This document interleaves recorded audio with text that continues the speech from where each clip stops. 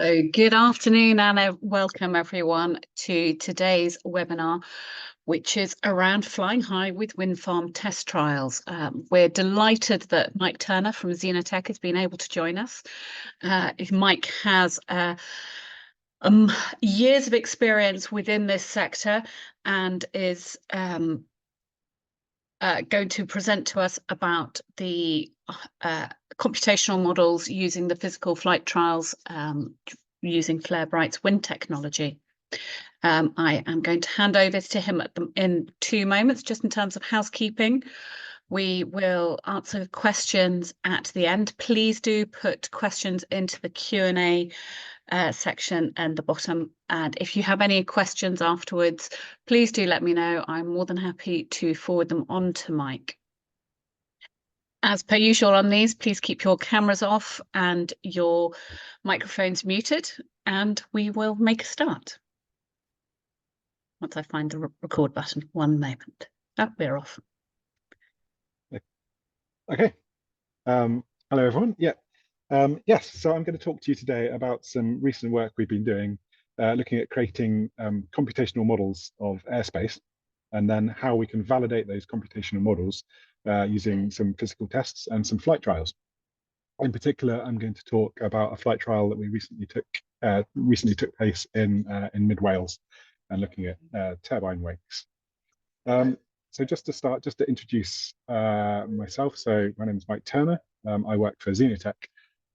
We're a company based in Bristol, founded in 2012, and we're really specialists in engineering, simulation, and high-performance computing. We're active in several industries. Our background is predominantly aerospace, but we also operate in renewables, civil engineering, and automotive, and we do a mixture of product development and consultancy. The 2 products that we develop are a CFD solver, so CFD computational fluid dynamics. So this is for solving the airflow around objects or fluids within objects. We have our own code. It's a high-performance CFD code. It uses kind of best-in-class numerics, and it's optimized for high turnaround time using many core hardware and GPUs. And we also have another product called Epic, which is for customers to access high-performance computing on demand. So to enable people to scale complex computational jobs out onto large supercomputing resources and cloud resources. This talk isn't really about the products, but we do use ZCFD to do the computational simulations, and we do use Epic in this project to kind of farm off the HPC. The project, the kind of topic I'm really going to talk about is a project that's been running for the last few years. It's funded by UKRI, and it's called SafeZone. It's actually third phase of this particular project. There are 4 partners in the project. There's ourselves, Zenotech, doing the fluid dynamics and the modeling. There's Flare-Bright, who have several drone platforms with some innovative technology to doing in-flight wind measurement. We have Cardiff Airport, who kindly volunteered the airport at Cardiff and also some Athens to do some earlier flight trials, which I'll talk a bit about as well. And Cranfield University, who are doing some kind of modeling of risk assessment and risk mitigation of flying in kind of the atypical airspace. To introduce SafeZone, kind of a bit of a video we produced a few months ago. This gives quite a nice overview of the project and has some of the footage from the Cardiff and St Athens trials. So I'll just play this and keep quiet for a minute.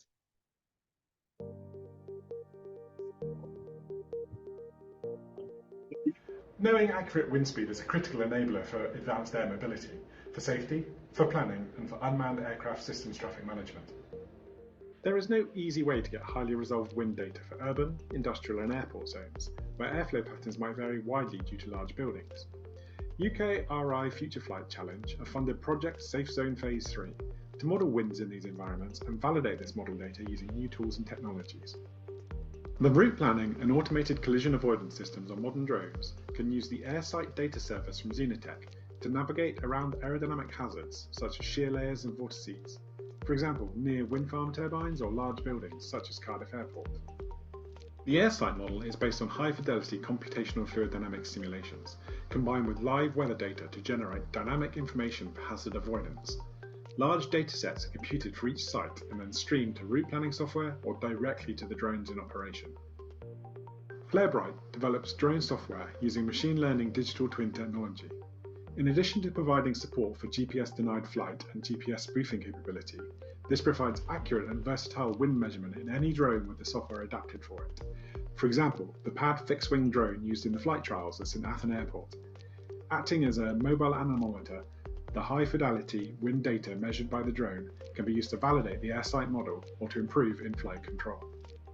To support the general use of the capability, Cranfield University is developing a risk assessment and mitigation model based on the behaviour of different drones in variable wind conditions.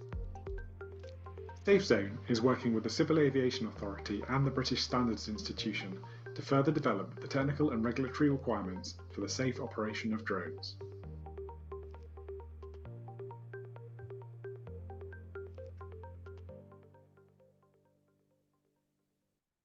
Okay, so that's a very quick overview of the project.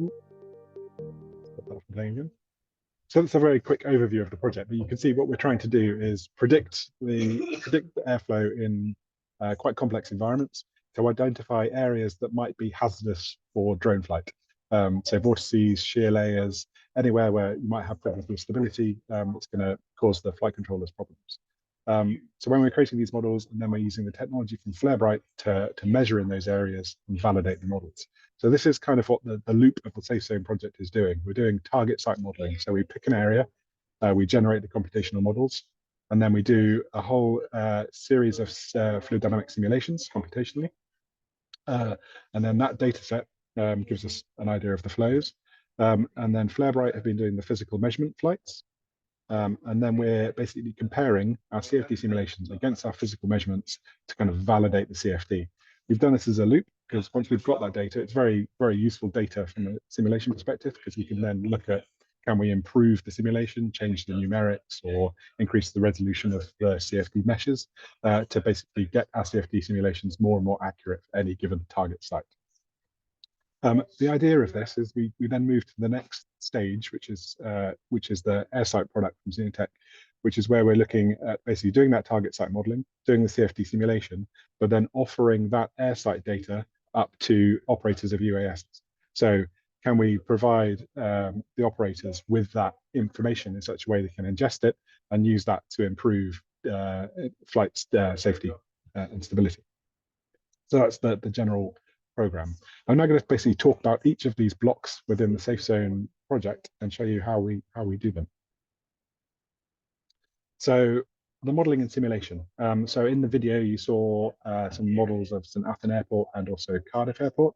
I'm going to be talking a bit about this turbine, which the background image here, it sits on a hill in mid Wales, kind of near Machynlleth. It's right on top of the hill. It's got a good view down to the valleys, the sea in one direction and Snowdonia in the other. So it's an interesting aerodynamic area. These deep valleys cause quite a lot of swirling, and the turbine itself obviously has a wake. So it's a nice target site for doing some tests. The turbine itself is run by the Bro Duffy Community Renewables team. They kindly allowed us access to the site. The turbine we were using for these the flight trials, so the turbine we're trying to kind of predict the make of was this a Nordtank 500 kilowatt turbine engine that's been there and generating since 2010. So it's a good site to go up and fly on. The first stage of creating the digital model for the fluid dynamics is basically identify the site. So on the left-hand side here, you can see in the middle, this dot is where the turbine location is. And for the simulation, we tend to do a 5 kilometer by 5 kilometer square around that point, and then also 2 kilometers up into the atmosphere as well. So we're simulating quite a large domain to make sure we can get the airflow patterns correct as they come into the target area. So as the flow comes across these valleys, across woodland and various terrains, we're predicting it accurately. And we have an atmospheric boundary layer model that tries to predict how the air is moving at the different heights. So we start defining the domain. We then pick a variety of different data sources to bring our digital model together. So we use LiDAR for our terrain. In this case, it was a 1 meter LiDAR data. We get canopy data based on data sources like the Ordnance Survey and OpenStreetMap. And we create a roughness map based on different surface types, so water, trees, buildings, roads, etc., etc. And in this case, there's quite a lot of forestry in the area, so we made a more detailed three-dimensional canopy map of the trees. If the area was more urban, we can also take building information from either OpenStreetMap, or if we want some high fidelity building data, we use an organization called ARPAS-UK, who give us quite detailed 3D models.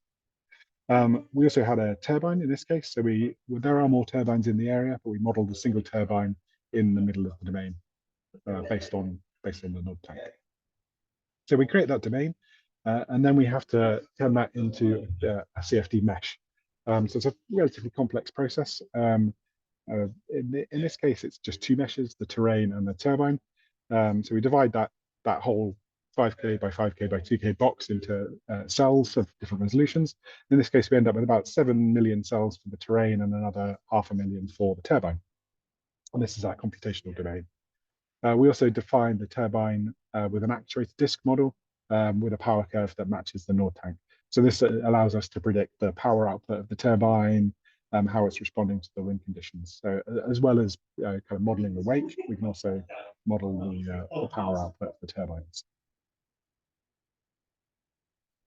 Once we've got that CFD mesh, we then have to run the actual fluid dynamics. For any given site, we run a range of CFD for each site. We tend to look at the kind of the windrows for the area and see which the predominant wind directions are, or we do a full sweep 360 degrees. So in this case, we did 24 different wind directions and 3 different wind speeds for each direction. So a total of 72 fluid dynamics runs. They take about 1 to 3 hours on a few GPUs and give us quite a large data set that we then need to interrogate to pull out the certain points. We also interpolate between these points as well. So if on the day the wind direction wasn't one of the 24 we'd simulated and the wind speed was between them, we can then use data interpolation to interpolate between the points to get a more accurate CFD prediction. This is what these kind of CFD results look like if you wanted to visualize them. So these are just a couple of shots. So this is looking down. These white lines are streamlines. So pop a particle in the stream and see where it flows. So you can see them coming across the hill, through the valleys, through the turbine. Turbine is inducing some swirl in the wake, and then carrying on downstream. For a more urban environment, so this is there's some Athens Airport. So in this case, we've got a number of buildings on the airport. We've got a large hangar here, which we have a more detailed STL model from ARPAS-UK, and then we have some outlying buildings that we think might impact the flow, and so we use a lower resolution OpenStreetMap based model.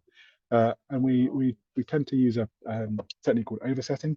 So we generate a series of different meshes, containing the buildings, the terrain, turbines, and then the CFD solver can combine all of these together to create a single model that contains all of that information. So it simplifies our meshing process, but doesn't impact the accuracy of the solution. In Athens, this hangar is quite complex, but we can get more complex. So this is an example of a model of Heathrow. So we've got the full airport, but this is just terminals 2 and 3. And so some of the building detail here is, it's quite fine detail for the airport. And we can mesh this and model the airport. So the flow around here, I mean, this is 8.3 million cells just for terminals 2 and 3, and then we've got the larger domain around. So this technique lets us go kind of model a variety of environments. So you saw in Wales, it's mostly rural, hills and mountains. And then if we're looking at Heathrow, we've got the airport itself, and then obviously the surrounding city. So it's a very adaptable system for domain simulation. Okay, this is just another view of the results. So looking at those results are just kind of 2D snapshots. Where we have very complex airflow in a particular very local area, we can do a higher fidelity simulation. So traditionally for the large cases, we tend to do RANs, but if we need to get more detailed results, we'll do time accurate hybrid RANs LES solution. So this is just a video showing, this is the airport at St. Athens. And so you can see here, this is the coloring gives an idea of turbulence. And so you can see how the turbulence develops as the wind flows over the building. And so obviously if you were looking to fly or land downstream of that building, you'd kind of, this is quite useful information to identify areas that might cause your platform particular hazards. Again. And particularly if you look at the buildings here, how that develops and flows over the main areas. It's quite interesting. Again, we can do this for a variety of wind speeds. I think this simulation is for about 90 seconds, but again, that's configurable. Okay. Yeah. Okay, so we generated this data set for the Welsh site. We then went to the flight trials. So the trials themselves took place in November 23, and Flebright were there with their snapshot drone. So in the video, you saw their pad drone, which is the fixed wing. This used the snapshot drone. I'll show you some pictures of that in a second. And the idea was to fly the snapshot downwind from the turbine at a variety of distances, so 120 meters, 150 meters, and 210 meters, to see if we could get the snapshot drone to impinge on the wake from the turbine. So you can see on the turbine, we've got the average wind direction, and then the launch area was here. We also had, obviously, there's an anemometer on the turbine at hub height, and we also had a mobile anemometer for another reference point. So that was the trials. The trials were there, well, Flebright were there for a week. Just some video of the site. So you can see the turbine. Unfortunately, the day I was there filming, there wasn't quite enough wind to turn the turbine. So we had one day with no wind, but the other 4 were very, very blustery indeed. So you can see here the turbine and then the mobile anemometer, and as this pans around, you'll see the launch site. You can see that as a hilltop, it's fairly exposed in that direction.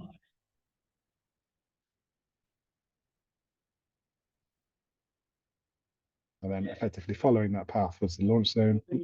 Yeah, just missed it at the end there. But the launch site was there. That's the launch site further downwind. That's where we were. Overall, the trials were a success. Flebright achieved 21 flights over the 5 days. This is just an image of the Flebright snapshot drone. So it fires up into the air, ballistically fires up, and then is controlled back down to the landing zone. And as it's going up, it's measuring wind speed and direction. So you can see this is an example of the kind of output you get from the snapshot. So you've got height going up, and then wind speed and bearing as it goes up. And you can see here it's detecting variations as it goes up, and it tends to settle down. So this is what we're looking for. This potentially is the beginning of the turbine wake. Okay, so we had the flights. We then had the data has been generated and connected, and we've now looking at the data comparison. The work is still ongoing. Flebright analysed the data and they passed that to us, and we're comparing that to the CFD. As I say, it's ongoing, but we do have some initial correlations, which have proved quite interesting. So I've got a couple of flights here. You can see the blue here is the data from the snapshot drone. We've got height on the left-hand side, and then the wind speed on the bottom. So you can see as the drone goes up, it's detecting changes in the wind speed magnitude, which we suspect are to do with the wake from the turbine, and then that drops off again. The orange and green lights are what we were predicting from the CFD. We've got 2 lines there because we're looking at how we calibrate the CFD for depending on which direction we pick. So the orange is calibrated using the wind speed based on the mobile anemometer, and the green is using the wind speed detected by the snapshot in this initial ground period. So you can see the green line is getting a reasonable alignment here with the snapshot detection. And the second flight again showing similar correlations. So we look like we're detecting the same features. So this analysis is ongoing. We'll hopefully be releasing some more of this shortly.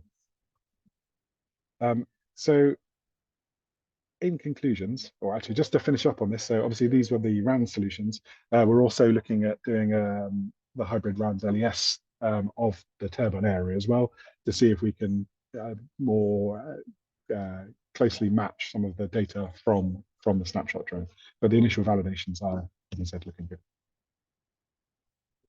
So in conclusion, the SafeZone trials have helped us validate the CFD-based modelling to be used by Airsite. We believe that being able to accurately predict these aerodynamic hazards can improve UAS safety. And Airsite is capable of modelling a range of complex environments, urban and rural, allowing you to map this atypical airspace and look for these hidden hazards. And we believe that Airsite's got multiple applications from industrial inspection, BVLOS, and vertiport site assessments. And I think that is the end. Yes, so if you have any questions, yeah, please let me know. Lovely. Well, thank you very much indeed, Mike, for that sort of snapshot overview of the project and everything that you've been doing on these particular trials. It's absolutely fascinating. And I think, as I mentioned when we were chatting previously, it's going to be absolutely vital as BVLOS comes into play, and particularly with the new consultation on atypical air environments as well, if people can understand the effect that buildings will have and different types of terrain will have in terms of risk quantification for their drones as they're flying. Can you just stop sharing the screen, and then we will become a bit more visible for questions. There we go. Thank you very much indeed. Now, we are starting to get questions coming through. That's great. Please do add them. This is a great time and a great opportunity to ask questions around this topic. So we'll start with, was a turbine structure selected as a drone use case with aerodynamic problem, or just a validation of a structure type? The turbine selection was probably the first one for the aerodynamic problem. The previous trials we'd done at St Athan and Cardiff were more on the kind of structure validation. So we'd validated that we could pick up, say, the shear layer from a large hangar or a large structure. The turbine gives us more of an interesting aerodynamic problem because we have this downstream wake, which can be modelled, but there's various ways of modelling it, and in particular, the high fidelity CFD makes a very accurate prediction about the wake, where the wake is or might be, and its particular properties. So yeah, it was probably more on the aerodynamic side for that particular one. Mm-hmm. Great, thank you. Is the turbine rotating in the model with the solution marching in time? Well, with this model, with this particular implementation, it's an actuated disc type model. So the turbine is modelled as a disc that imparts velocity onto the flow as it marches in time. We do have more complex models where you can use a BEM model or a fully rotating rotor type model as well. But in this case, it's a pure actuated disc with the properties associated with the Nord tank. Thank you. I'm not a mathematician. I will freely own that, though I do have an A-level in maths. Get that in there quickly. Will this be really useful then in due course for understanding how wind operates also within cities as well, where you end up with multiple high-rise buildings as well? Yes, yeah, it is very good at that. So we've done a simulation of actually the whole of the square mile of the City of London, and in that case you get the kind of the funneling effect of the wind down alleys. So yes, it will pick that up quite nicely. Excellent. Sorry, going back to wind turbines. So is this model this model type wouldn't capture turbine blade vortices? In this case, no, it would do the wake. If we wanted to capture the vortices, we can do that. We do have our kind of higher fidelity propeller and rotor type modeling capabilities. In this case, we just use the actuated disc. We've done previous projects where we validated the actuated disc and the wake prediction. And it gives a good prediction of where the wake's going to be, which was enough for this particular project. But yeah, we can go into a very high fidelity turbine model with the blade vortices. Great, thank you. It sounds possibly as if our question asker would like to be put in contact with you. So I will remind you in due course again of Mike's contact details, and obviously they will be going out in the email that'll come out this afternoon with the Watch Again link as well. So please do contact Mike. That is absolutely what he's here for. Lovely. If we have more questions, they are very welcome. We have a number of people who have been attending. And we have a comment back from our questioner saying, thanks, interesting experiment and software tool. Absolutely, I totally agree. So we have others here as well. Does anyone else want to ask questions? Have you tried it out of interest with, obviously you're looking at how the sort of the wind flow more than anything else. Have you looked to see what effect it then has on different size drones at all, and whether quadcopter versus fixed wing? Yes, that's kind of some of the work that Cranfield is doing as part of this project. But yeah, we're very interested in that. We've been talking to various operators about the kind of the level of hazard that would be considered risky for different platforms. So the system itself generates, this large data set, and we can tune what we consider a hazard based on, say a length scale that would cause particular problems for a certain size drone. So the input is your wind speed and the wind direction of your current operating, plus your platform specific requirements, and then we can show you where the hazard zones for that particular platform are. Excellent, that's really useful indeed. I am sure there are going to be both manufacturers and operators out there who will find that really useful to know. I will do our best at our end from ARPAS to ensure that people are aware of that and that they can come and talk to you about it. Another question, have you tried to compare performance of different drones in turbulent conditions? No, we haven't done that. We can, with this project, we can predict where the turbulent conditions are. We haven't looked at the performance of them in different drone platforms in those conditions. That would be interesting, because obviously that's critical, isn't it? So what would be considered the hazard for that drone?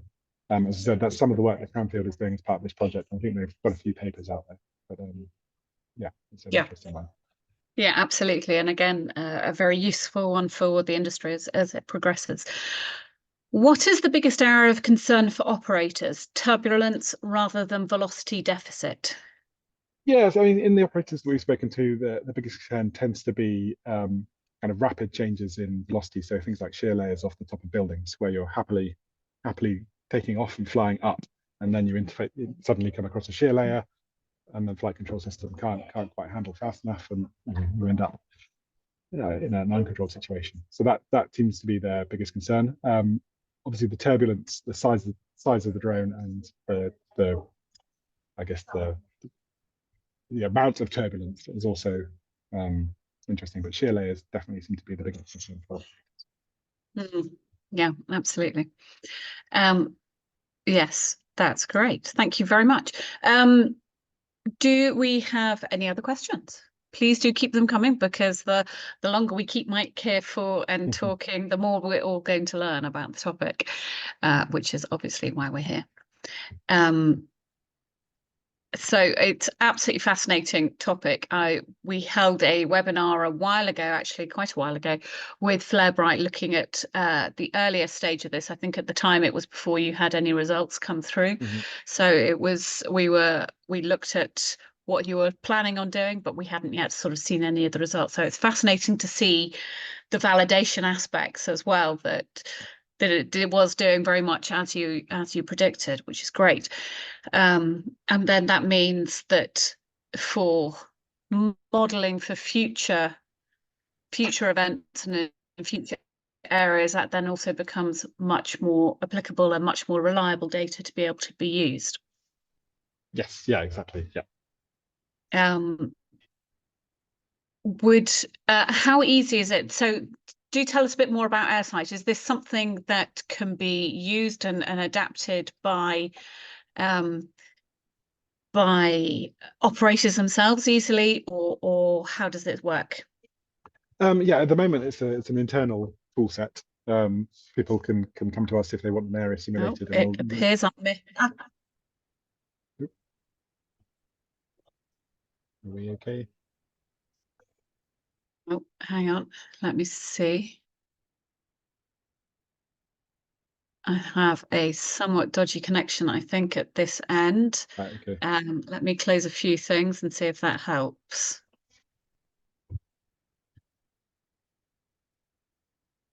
Hi, how's that? Yep, that seems good. Yep. Yeah, I was saying, so at the moment it's an internal tool set. People can come to us with a target area and we'll generate the data for them and help them with how they want to use that data. But going forwards, yes, we're looking at how best that operating model works. Whether we've looked at a self-service portal and then exactly how we prepare this data for ingestion into the drones or flight control systems. That's fascinating. Great. So actually that leads very nicely, and I think you've sort of almost answered it, to the next question, which was, have you done any commercial work for specific operators, or is this only part of a funded study? At the moment, it's part of a funded study. We are working with commercial operators, but at the moment it's all under the SafeZone project. Mm-hmm. Is it correct that your software can be used to assess the standoff required for, say, a wind farm monitoring project being performed by a drone and turbines turning? Yes, yeah, potentially. Yeah, if you've got say wind farm inspection, then this will give you better insight into where the safe zones are if the turbines are turning, or if you're doing, say, an inspection of a large industrial structure. Then yeah, it gives you an insight into exactly which areas you might want to be careful or completely avoid while doing that work. So yeah, it'll give you that data. So that's really handy, really useful. And I can very much see sort of the commercial aspects and opportunities there. Then I really hope that we're able to, as an industry, take advantage of the work that you're doing. Lovely. I think we've had a variety of interesting questions there coming through. If there are any more, I should give you all a few moments more to think about them. And if otherwise, then please do get in touch with me and I can very happy to forward questions on to Mike. And as I say, I will ensure that his contact details are in the email going out this afternoon. Please do share the webinar with those who will find it of interest. And I think there will be multiple people out there in particular. I can think of a few right offhand that I will be ensuring that I send this through to directly. In the meantime, thank you very much, Mike. It's been an absolutely fascinating insight. Thank you. We have another question. Excellent. Have you considered modelling the challenges of floating offshore wind, waves, movement, etc.? We have considered actually a few years ago. We did start looking at floating platforms. It's not something we've looked at in detail.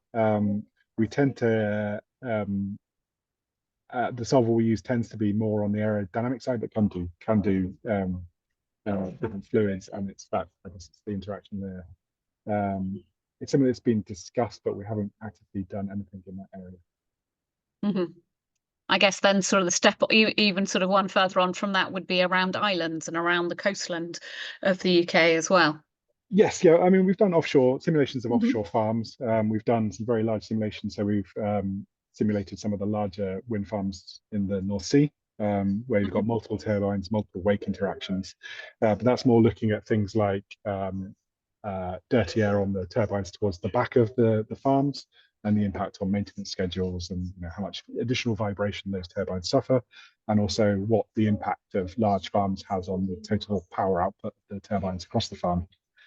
So we can do that kind of offshore and kind of the simulation, kind of the wind resource assessment type simulation of, okay, you've got an island, what's the total, based on where you put your turbines, what's the total potential power output of that island. So we do get involved in that in the renewable space as well. Yeah. Yep. Oh dear, excellent. Well, thank you very much. Unless we have any final questions, I shall release everyone to go away and have a sandwich and a drink of something for lunch. Thank you very much indeed, Mike. It's as I say, fascinating insight into what you've been doing, and I think really going to be of huge use over the coming years. Thank you very much indeed. Thank you very Okay, much. that's great. Thank you very much, everyone. Bye-bye. Bye.